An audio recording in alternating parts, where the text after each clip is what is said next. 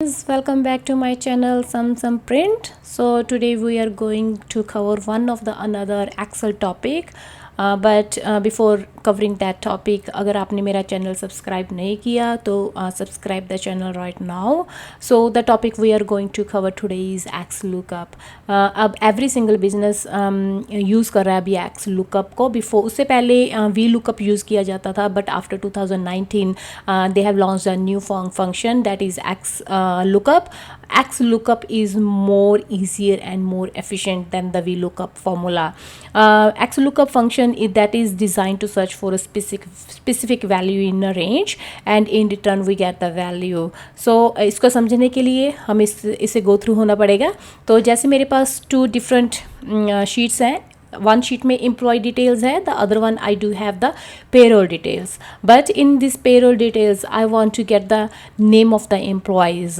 But in this employee details, I do have the name, I do have the employee code, but I don't have the annual salary here. So I want to get the annual salary for each of the employee, right? So to get that value, what we need to use the XLOOKUP.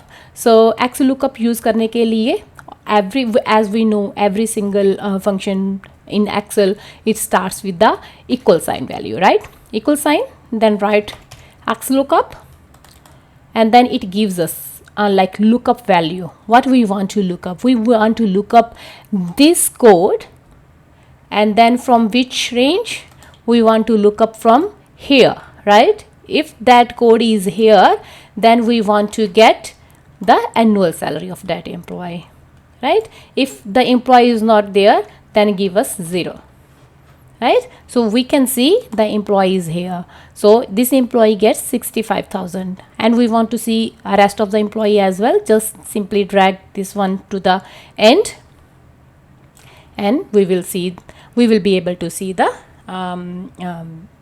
salary of each employee. So same here, we want to get the name of the employee, right? So same, we are going to use the XLOOKUP formula.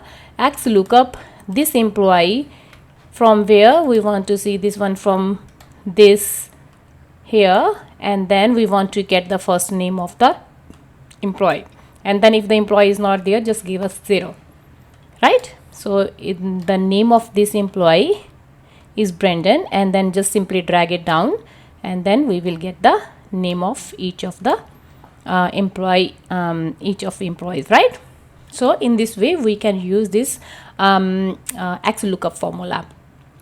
Suppose we this employee is getting so we don't have this employee here, we just change it to 989. I randomly pick this number, right?